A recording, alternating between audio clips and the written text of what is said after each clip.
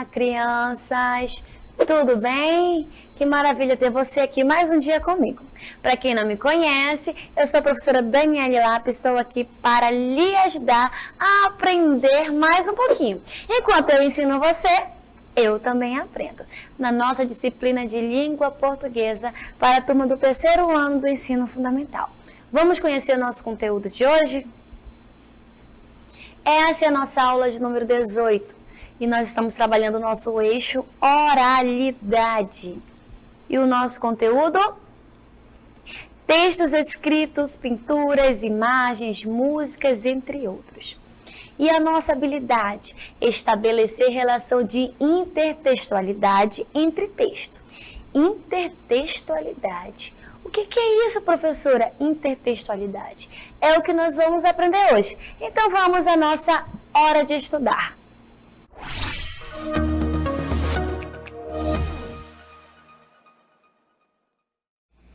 Intertextualidade é o que nós vamos aprender hoje.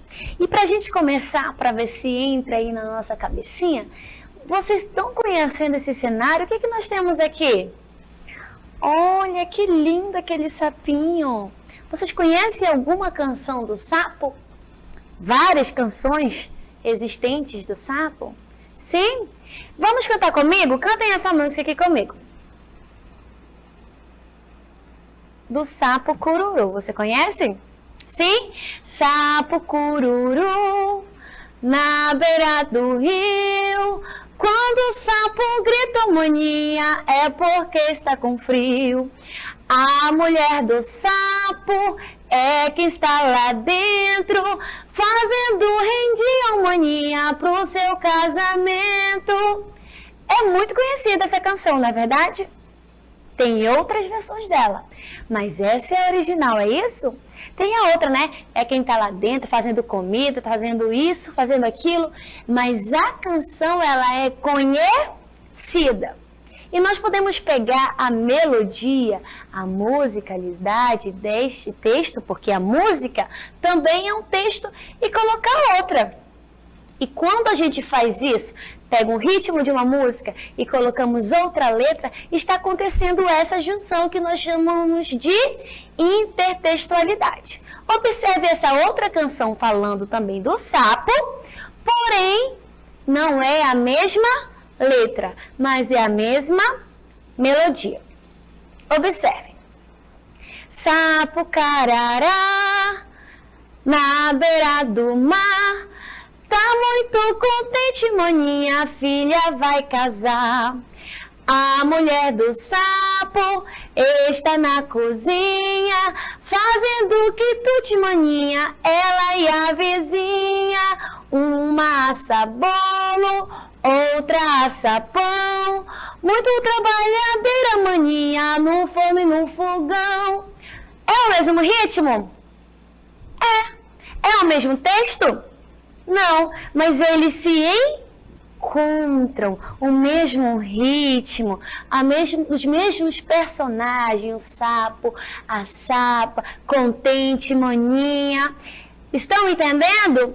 Mais ou menos? Mas você vai entender agora. Observe aqui comigo.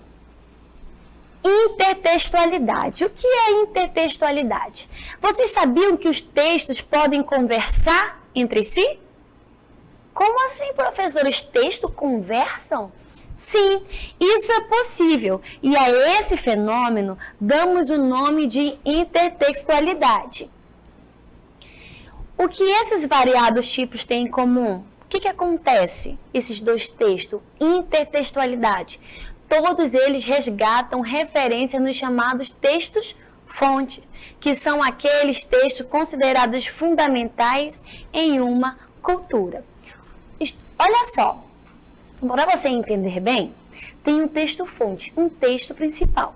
Assim como você ouviu a música do sapo cururu. Sapo cururu na beira do rio.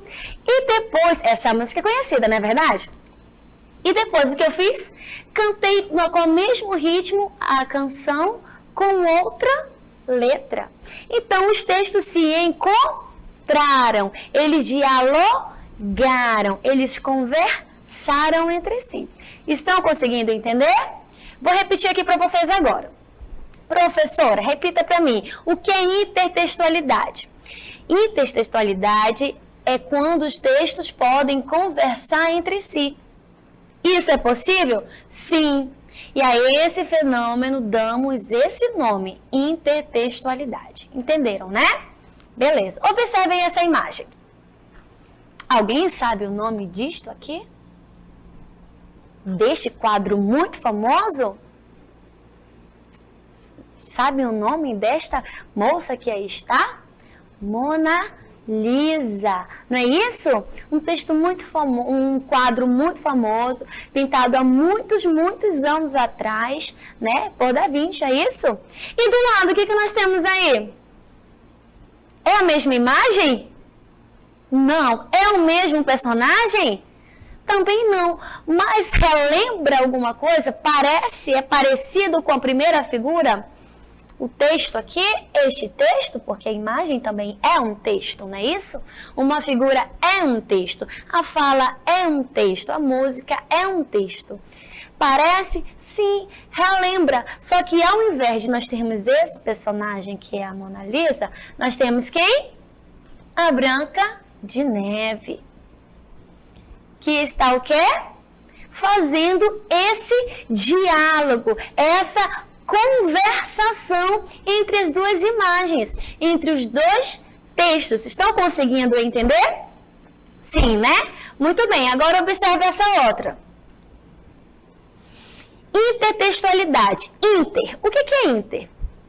É um sufixo de origem latina e faz referência à noção de relação. A intertextualidade refere-se às relações entre os textos, ou seja, aquilo que eles possuem em comum. Estão conseguindo entender? Beleza. Me diz alguma coisa aí que possua relação, que tem em comum. Uma coisa assim que você já ouviu que parece... Ah, professora, não é, mas é parecido. Acontece às vezes quando a gente está na escola, que nós falamos alguma coisa. Ah, professora, eu já vi essa história aí, só que não terminou assim. Lembra aquela fábula A Cigarra e a Formiga? Que a cigarra canta e no final ela vai pedir abrigo e a formiga não dá abrigo? Mas também tem outros textos da cigarra e a formiga que no final ela dá abrigo. E tem outros que ela não dá abrigo. Há uma relação entre o texto? Há essa interligação entre eles? Sim. É uma história diferente, porém parecido, onde eles fazem esse diálogo. Beleza? Voltando aqui. Observe esse outro exemplo. De novo, nós temos aí a Mona Lisa.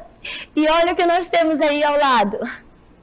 Quem será essa personagem? Será se é uma das esposas dos três porquinhos?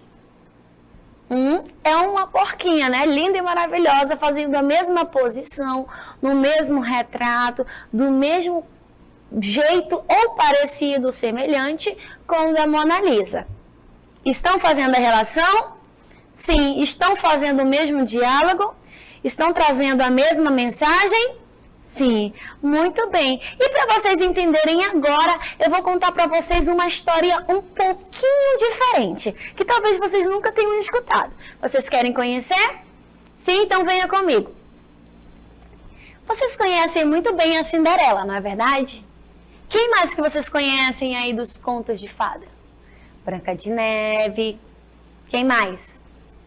Pequena Sereia, Rapunzel. Mas vocês já ouviram histórias diferentes sobre ela? Qual é a história da Cinderela? Aquela que dança a noite todinha, perde o sapatinho, se apaixona pelo príncipe, não é verdade? A Branca de Neve que come maçã envenenada. Mas vocês sabiam que tem outras histórias a respeito dela? Dessas princesas? Lá da Pequena Sereia, eu vou contar uma história para vocês hoje, que ela vai entrar justamente nesse conteúdo que nós estamos trabalhando.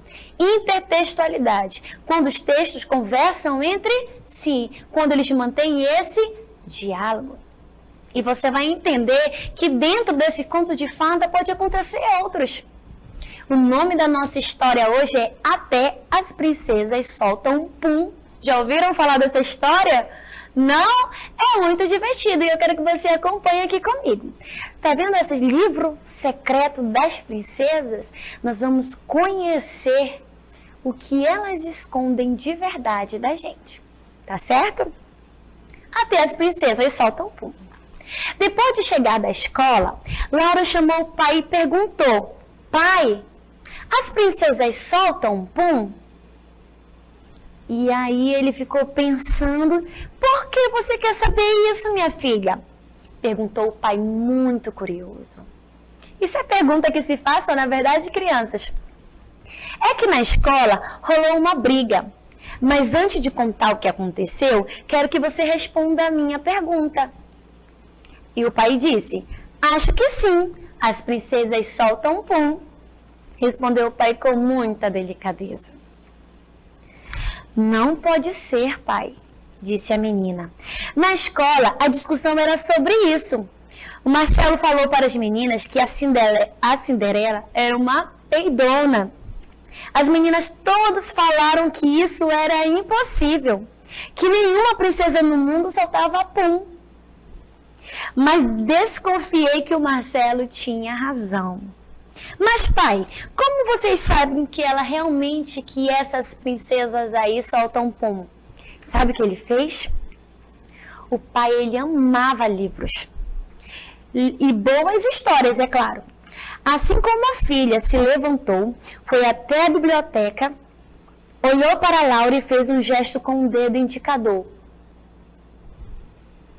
na boca. Era para eles ficarem em silêncio. Depois de um tempo, o pai encontrou o livro que parecia ter mais de 200 anos, que era o livro que eu mostrei para vocês. O livro secreto das princesas. Ela perguntou: o que é isso, pai? O pai fez uma cara de mistério. Levou a filha até o escritório, trancou a porta e disse baixinho, quase sussurrando: esse é o livro secreto das princesas. Ao ouvir aquilo, o coração da Laura disparou. Ela ia ficar sabendo de todos os segredos das princesas. Ali naquele livro tinha de tudo. Mas o que ela queria saber? Se as princesas soltavam pum. O livro secreto das princesas. E o que conta este livro, pai? Todos os segredos das princesas mais famosas do mundo. Inclusive, tem um capítulo chamado Problemas Gastrointestinais e Flatulências das Mais Encantadoras Princesas do Mundo. Problemas gastrointestinais e flatulências das mais encantadoras princesas do mundo? O que significa isso, pai? Neste capítulo, temos alguns relatos altamente secretos sobre puns que as princesas soltaram. Você quer começar por quem? Você acredita nisso aí, criança? Você que está me ouvindo. Acredita que as princesas soltam um pum? Porque elas são tão lindas e perfeitas, não é verdade? Pai, é claro que eu quero começar pela Cinderela. O pai foi folheando o livro, parou numa parte onde estava a parte da Cinderela e leu e disse para a filha: você lembra daquela noite lá no baile da Cinderela? Lá que ela dançou com o príncipe. Você lembra aí de casa? Da noite lá no baile? Sim? Sim, né? Naquela noite, ela estava muito nervosa, a Cinderela, demais. Antes de ir para o baile, ela comeu 2 barras de chocolate que a madrasta havia escondido lá na despensa. Na hora da dança, o príncipe apertou muito a cintura da Cinderela quando eles estavam lá dançando no castelo. Ela não aguentou e soltou um pum, bem no instante em que o relógio avisou que era meia-noite. E o que aconteceu? Ninguém escutou, não é verdade? Ufa! Quer dizer que ninguém percebeu, pai? Não, filha, ninguém percebeu. Agora eu quero saber da Branca de Neve, pai. E a Branca de Neve? Como foi que aconteceu para ela soltar um pum? O pai pulou algumas páginas passou o olho em cima delas e disse: a comida dos anões era muito gordurosa. Eles gostavam de torresmo, repolho refogado, queijos e todos os tipos de bolos de abricó. A Branca de Neve já estava estufada com toda aquela comida cheia de colesterol. Quando a madrasta deu a maçã envenenada para ela, não houve nem tempo de experimentá-la. Branca de Neve soltou um tão fedorento que chegava a ser tóxico. Ela desmaiou por causa disso. Por isso, os anões colocaram ela num caixão de vidro. Vocês sabem que quando ela desmaiou, depois da maçã, o que aconteceu? Ela foi colocada num caixão de vidro. Mas por que ela foi colocada num caixão de vidro? Para ninguém sentir o cheiro. Para ninguém sentir o cheiro. É evidente, né, minha filha? E como o príncipe teve coragem de chegar perto dela, papai? Perguntou Laura. Aqui no meu livro diz que no dia que o príncipe passou e viu o caixão de vidro, ele estava com uma gripe danada, o nariz todo entupido. Ufa, se não fosse isso, Branca de Neve estaria morta. Pode ter certeza, disse o pai convicto. E a pequena sereia, papai, e a pequena sereia?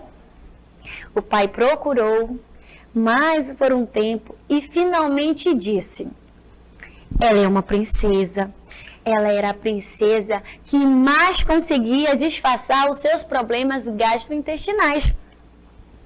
Quando dava aquela vontadezinha, era só pular na água. E quando apareciam as bolhas, ela dizia que eram as águas que estavam arrotando. Mas mesmo soltando pum, elas continuam sendo lindas princesas, não é verdade? Não é, papai? Perguntou Laura. Claro, filha. Elas são as princesas mais lindas do mundo. Até as princesas soltam pum. O importante é você não espalhar esse segredo por aí.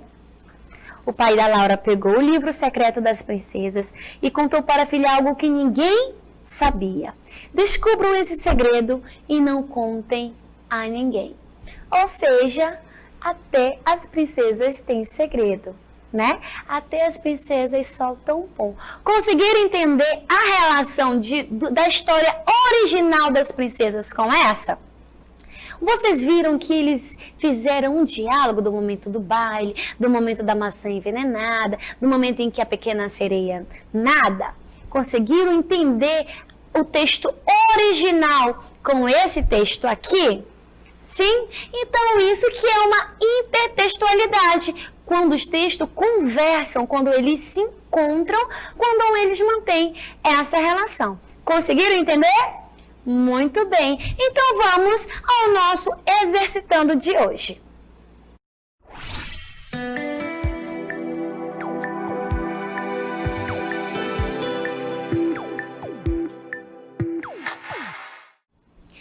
Leia o cartaz. O que está escrito aí? Vamos ler juntamente comigo.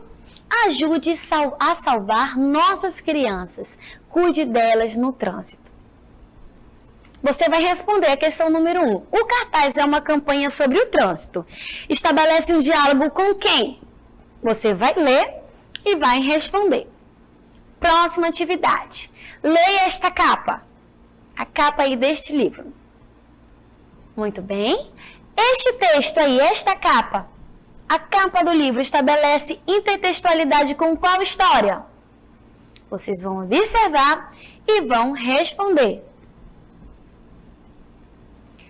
Tá certo? Agora vocês terão aí o tempinho para responder, ler com calma. Vamos lá? Vamos exercitar o que nós aprendemos hoje.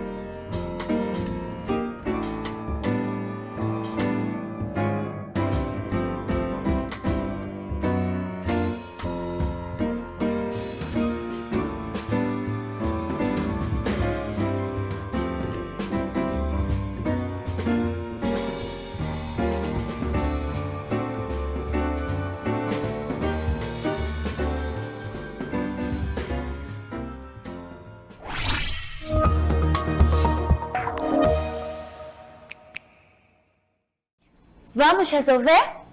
Resolveram? Fácil, né? Esse diálogo, esse intertextualidade é muito fácil. Vamos ver se você acertou. Número 1, leia o cartaz. Ajude a salvar nossas crianças. Cuide delas no trânsito. Quem é que está pedindo isso? Quem é? Observem aí. Observaram? Muito bem. O cartaz é uma campanha sobre o trânsito. Estabelece um diálogo com quem? Cantiga de roda? Contos de fada? Pintura ou música? Esse pedido aí do trânsito está sendo feito por quem? Está sendo feito com o quê? Com contos de fada. Está mantendo esta relação. Parabéns para quem acertou. Muito bem, vamos à nossa próxima atividade. Leia a capa do livro. Os Três Lobinhos e o Porco Mau? Que legal. Vamos lá à nossa pergunta. A capa do livro estabelece uma intertextualidade com qual história? Os Três Porquinhos, Chapeuzinho Vermelho, o Lobo e a Ovelha ou o Cão e a Ovelha? Está estabelecendo essa relação com quem? Com os Três Porquinhos. Lembra? Os Três Porquinhos e o Lobo Mau? Pois é, está fazendo essa mesma relação. Muito bem. Conseguiram entender? Então vamos ao nosso resumo do conteúdo.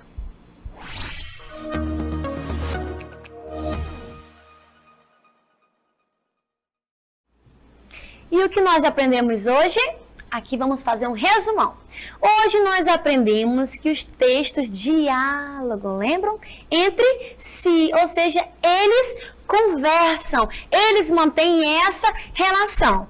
Vimos lá na cantiga do sapo, vimos também na história dos Três Porquinhos, aí na nossa atividade, vimos aonde mais? Na história dos contos de fada das princesas que soltam pum, vimos aonde mais? Vimos a relação também das figuras lá com a Mona Lisa, não é verdade? E o que é intertextualidade, professora? Ela é muito importante para a cultura da humanidade, porque através de um texto a gente vai conhecer outros sem perder a originalidade. Conseguiram entender? Através da intertextualidade, a criatividade se renova e nos mostra outras possibilidades. Conseguiram entender quando eu contei a história das princesas Soltam Pum? Como ela foi criativa? Como a gente conseguiu imaginar outras coisas através do texto original da Cinderela, da Branca de Neve, da Pequena Sereia? Não foi legal? Você pode fazer isso, criar um novo final, uma nova história, uma nova imagem, uma nova canção, fazendo essa intertextualidade com esses gêneros textuais, ok? Então vamos às nossas considerações finais.